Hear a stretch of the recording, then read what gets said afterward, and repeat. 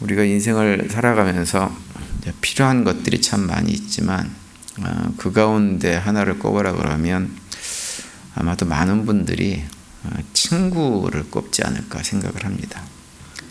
특별히 이제 우리가 나이를 먹을수록, 노년에 이를수록 친구가 있는 것과 친구가 없는 것은 사실 굉장히 큰 차이가 있죠. 이따금 보면 주변에 그 좋은 친구를 두신 분들, 어르신들을 이렇게 뵐 때가 있어요. 근데 그런 모습을 보면 참 부럽습니다. 이따금 만나서 차도 같이 하고 운동도 같이 하고 그런 친구들을 두신 분들 보면 참 부럽습니다. 영어에 우리가 이제 친구, 가장 좋은 친구, 가까운 친구를 흔히 뭐라 그러냐면 베스트 프렌드라 이렇게 얘기를 많이 하죠. 근데 어떤 분이 그 베스트 프렌드라고 하는 그 단어를 영어 단어 하나, 스펠을 하나하나 이렇게 해석을 해 놓은 것이 있는데 이렇게 해석을 해 놨어요. 베스트에서 B는 빌리브입니다. 그래서 친구는 항상 서로 믿어주는 관계다. 그리고 E는 인조이입니다.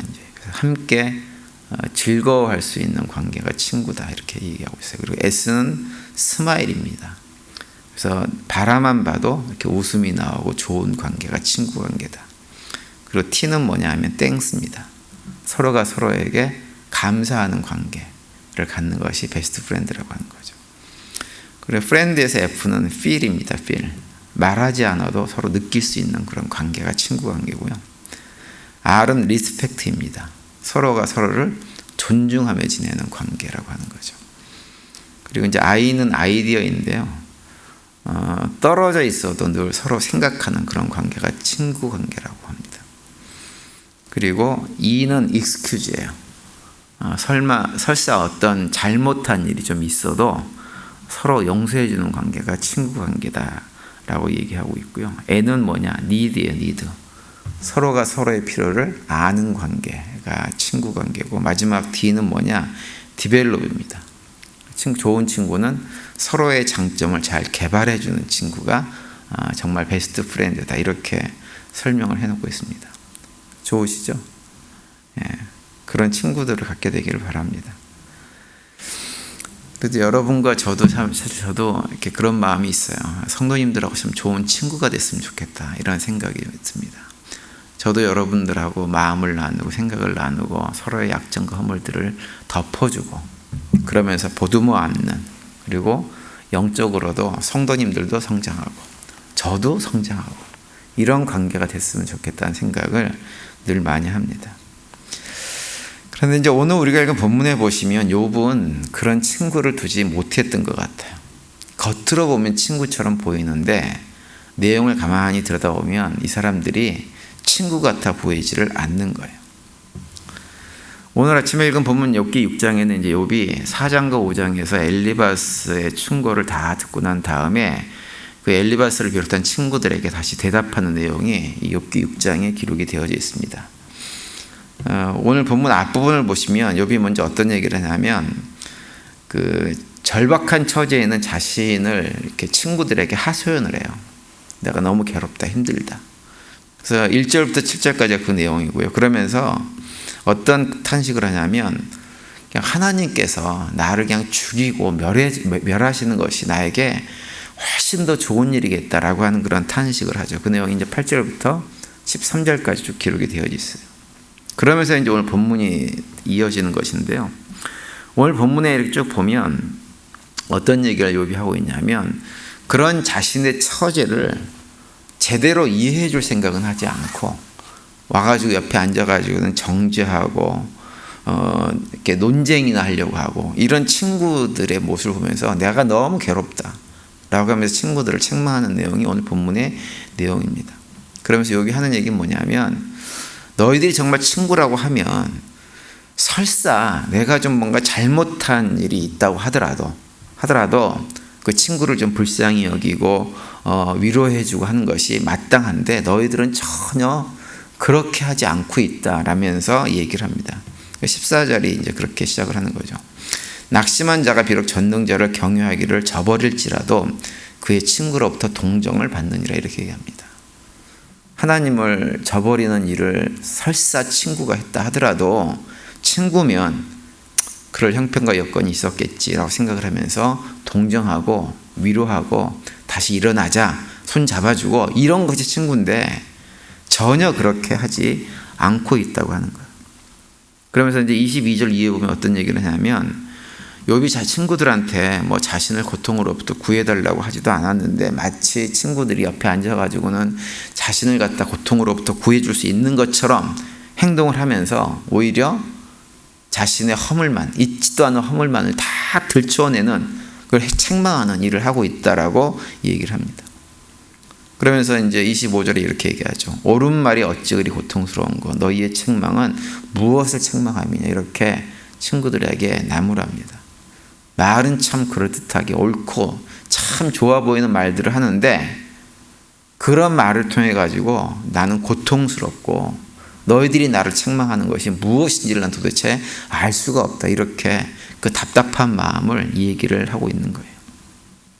그러니까 친구들이 옳은 말을 하긴 하는데 그 옳은 말이 하나도 욥에게는 위로가 되지 않고 힘을 주지도 않고 오히려 자신을 더 큰 고통의 나락으로 떨어뜨리는 일을 하고 있다고 얘기를 합니다.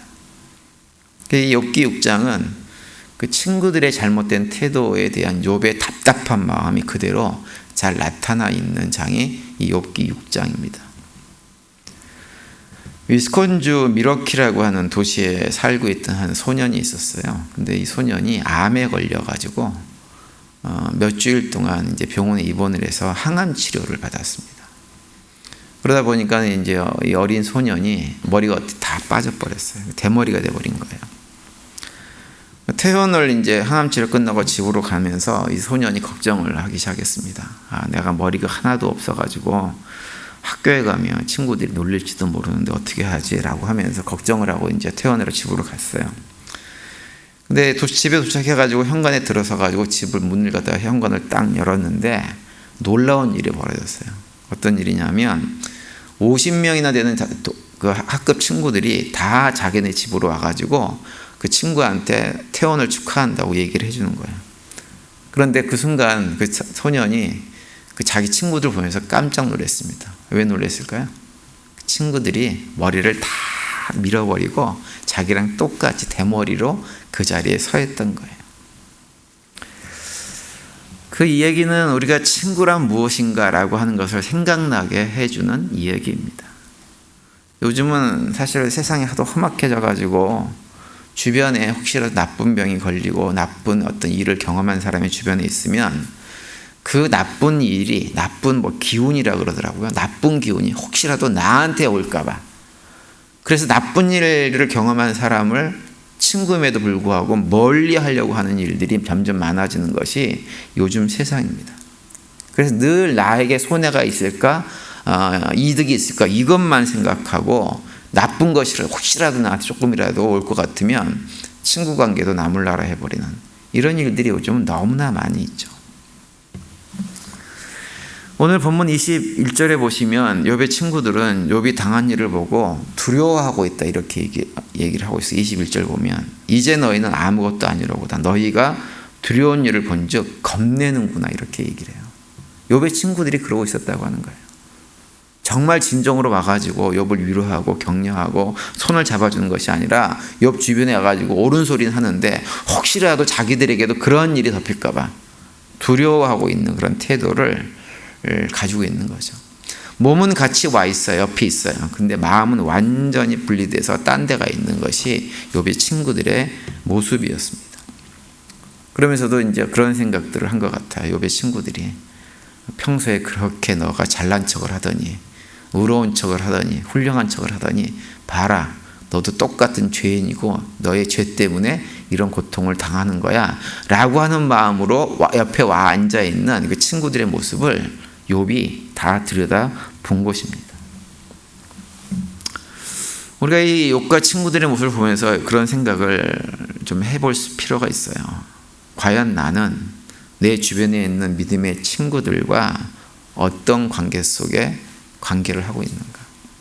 믿음의 친구들이 어려운 일을 겪고 힘든 일을 겪을 때 나는 어떻게 그들에게 반응하는가? 생각해 볼 필요가 있어요. 앞에서 제가 우리 기도 제목 나눌 때 말씀을 드렸지만 우리 주변에 보면 이런저런 이유 때문에 교회를 떠나고 멀리하고 있는 사람들이 있습니다. 근데 우리가 그들을 바라보면서 그 사람들이 인간성이 더러워가지고 못돼가지고 나빠서 믿음이 어려서 이렇게 책망하고 비난하는 것이 아니라 오히려 우리가 정확한 전후 사정은 모르지만 그들이 교회를 떠날 수밖에 없었던 이유를 몰라도 그냥 그들의 마음들을 기억하면서 긍휼히 여기고 그들을 따뜻한 눈으로 봐줘야 됩니다. 그럴 때 그들이 교회로 돌아올 수 있는 여지가 생기는 거예요.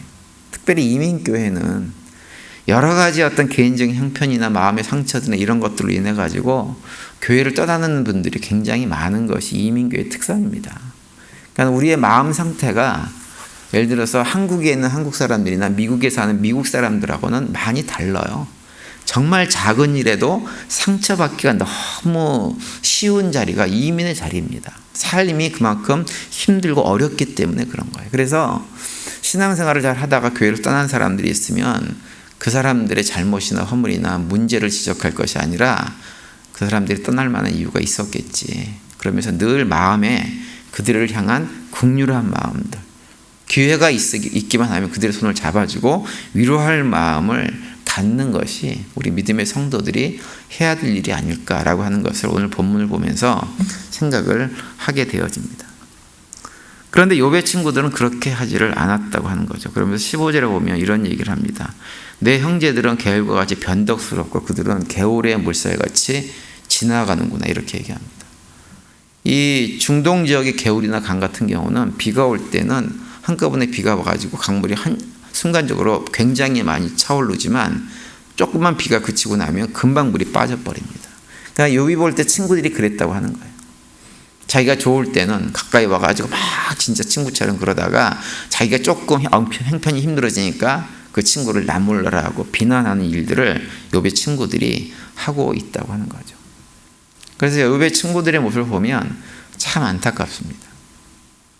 요한복음 15장 13절에 보면 예수님께서 이렇게 말씀하죠. 사람이 친구를 위하여 자기 목숨을 버리면 이보다 더 큰 사랑이 없나니, 이렇게 말씀을 하세요. 근데 여기서 언급한 친구는 누구냐면 바로 예수님 자신을 얘기하는 거예요. 내가 너희들의 친구가 돼서 내가 너희들을 위해서 목숨을 버릴 거야, 이렇게 말씀을 합니다.